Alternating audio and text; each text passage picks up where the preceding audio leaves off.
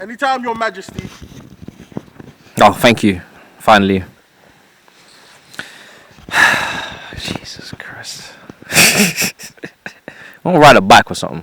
The fuck? Oh yeah, when it's not recorded, oh Serge, why are you recording? Oh, you were riding bikes during my recording. What are you doing? You're a loser. You're a terrible cameraman. Exactly.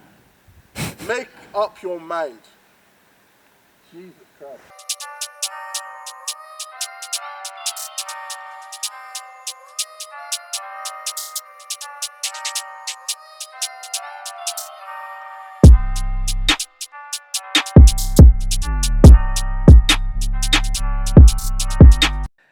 Yo people, welcome back to the Roundabout. You already know what time it is. It's the weekly roundup of all the sporting events of the week.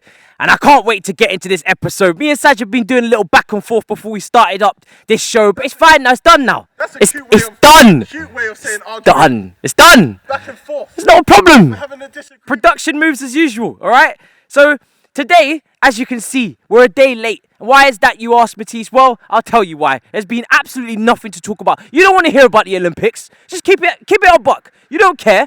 You don't care. You don't want to hear about the darts. Tom Daly, you won a gold.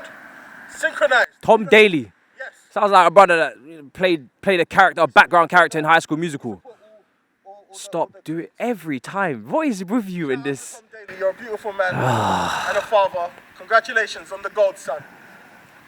Happy? There you go. There you are. Satisfied. There's your Olympic update. You don't care about the darts. Some of you won't even count that as a real sport. Just men throwing sticks at a board. Again, no physical activity going on there. So I'm doing more physical activity riding the bike here than some of them brothers are doing. So again, we're not going to count that. So we're just going to stick to what's been going on in the football world. There's no F1. Unfortunately, my heart pains loins for it. No tennis either. Saj has had nothing. Your heart pains? Your heart loins? Yes. Okay.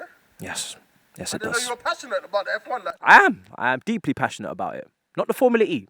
Not quite there yet. But Manchester United have been doing big business, ladies and gentlemen. And a Chelsea fan and a Man City fan are here to give you your unbiased, unsalty, ready-made take for this stuff. Where do we want to start? Well, we'll start with Raphael Varane. He's the latest news. 34 million British sterling pounds of the Queen's coins has been spent on this man. And I have to say, it's a good signing. I'm going to keep it a buck. When you sign they call him Champions League Varane, right? You know, when you sign a multi-magnitude winning monstrous... I'm running out of adjectives. Monstrosity. I'm running out of adjectives for the guy. He's just that good. Flabbergasted. I am flabbergasted. You know, he's going to partner Maguire. Very cheap, 1 year left on his deal at Real Madrid, and he actually wanted to make that move. And I actually personally think, on the contrary to a few others, I think he's actually got motivation to play for your football club. I don't think he's going to come and just sit on the money and just relax and chill next to Harry Maguire and chat up girls with Greenwood. I don't see that happening. I actually think he's going to come with a rare motivation to do well and prove himself in the Premier League. But I'm hearing Man United fans say, we're getting him in his prime. He's 28. He's not in his prime. Yes, that is the prime age potentially for a defender, or maybe a bit older. But you need to understand what type of defender Raphael Varane was. When he was at Lens and he was coming to Real Madrid as a 19-year-old kid, he was a recovery defender. He was making slide tackles. He was stretching those long giraffe legs of his, making last-ditch tackles, last-ditch clearances. That's what he was known for, the art of defending in terms of the tackling, recovering and covering for Ramos. Now he's had a couple injuries. He had a leg injury and he caught the disease this season as well. Legged Varane, as they call him on the certain Spanish Twitters. Glass leg. So he's had a few injuries. It's no secret in the last few years he's had a few injuries. Didn't have the greatest season. Neither did anybody at Real Madrid outside Benzema this season as well. So are you getting him in his prime? Is he going to be better than the young 22, 23, 24-year-old Varane that we saw winning Champions Leagues? And I don't know about all that. But we'll see. I think you've made a massive upgrade on Bailly, a massive upgrade on Lindelof, a massive upgrade on Phil Jones, who I'm surprised is still contracted to your football club. So I'm very interested to see how it works. But you still need a DM. You still need a DM. If you're going to have McFred, yeah, the McDonald's special, $3.99, covering your centre-back combo, you're going to still concede goals, people. So it's good, but it's not great. There's still work to do. You're getting our squad. Woody? I don't know, man. Aspilicueta, Reece James, Champions League winners, best defence in Europe, only conceded a handful of goals. Well, we were this season factually. Factually. That's all I'm saying. On form. On form, all right? I'm just saying. And more Manchester United news. Oli has signed a new contract until 2024. That's right. The world has balanced itself out once again. Because you think, oh, you've signed Sancho. You've signed Varane. How could it get any better? Well, God is looking over you and he says, listen, you calm down. We've got to balance this shit out and give Oli an extension. It's like Southgate.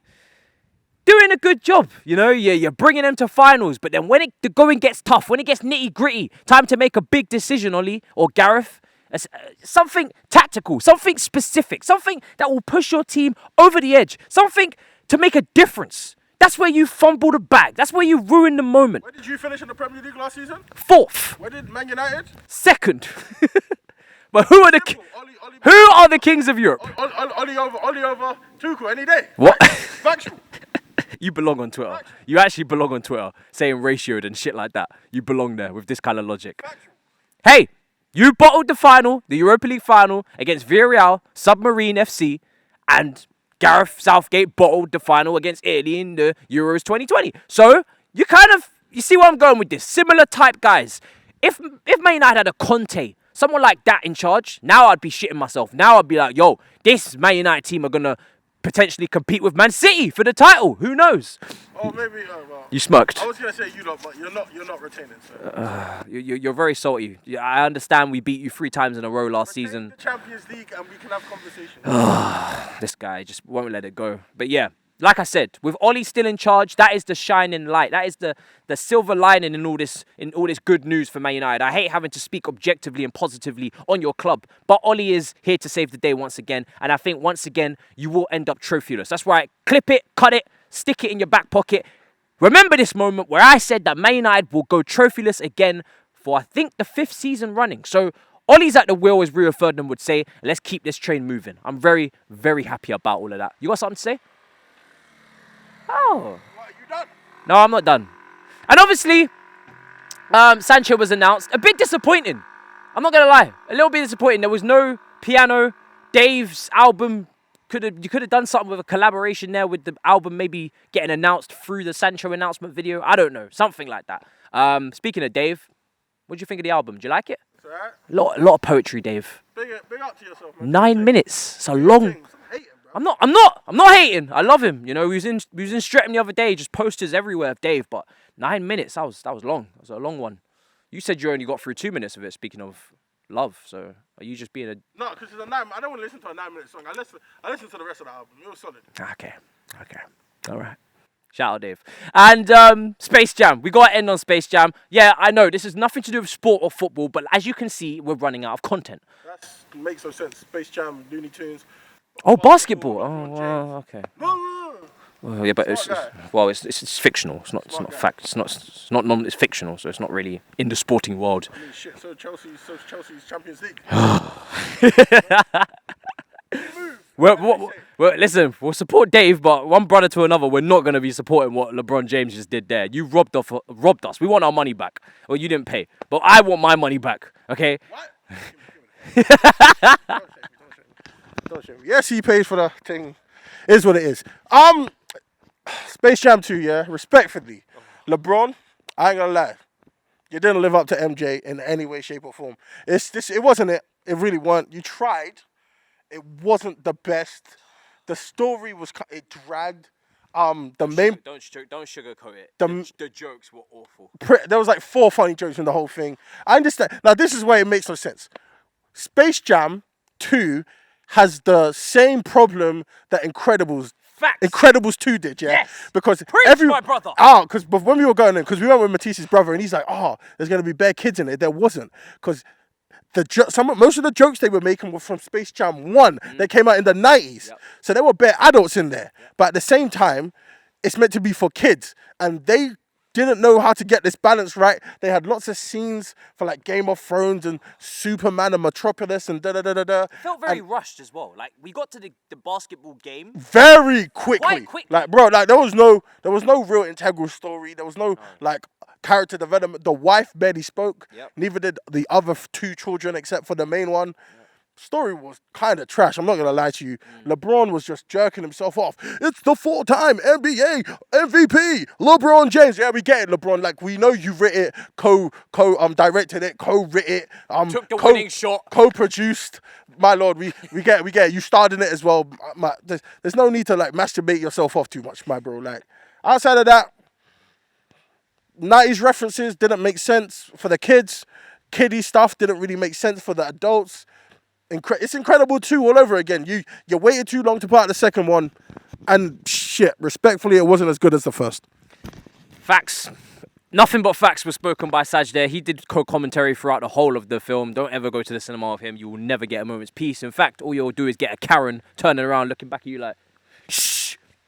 And Saj just there, just giggling, like as if it's all fun and games, trying to get us kicked out of Odeon. But anyway, people, that's been a roundup. You got your football, well, it's just Man United. Let's just keep it a buck. You got your basketball, non-fiction, not really, just fictional stuff, but it's just a film. It's just a kid's film. It is what it is. That's what we got.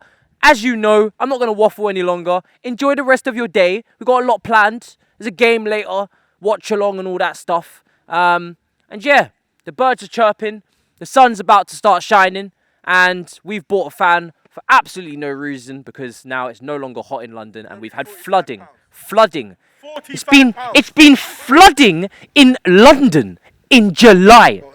In the crap areas. We just bought fans. Everywhere that isn't South London. So Seriously. The crap areas. Seriously, London. Am I institutionalized in the hood? Am I too ingrained in South London? Yeah, extremely. Oh. You've actually got a problem. But seriously, London, I don't know what I don't know what you're smoking, because we just bought fans for the hot weather and now it's gone. So bring that shit back because we're actually prepared now. You getting refunds? Or? I wish. Oh, there we go. No goodbye? Oh. You didn't even say goodbye. What did they say in Looney Tunes? That's all, folks. That's all, folks. There you go. That was... Oh, Jesus Christ.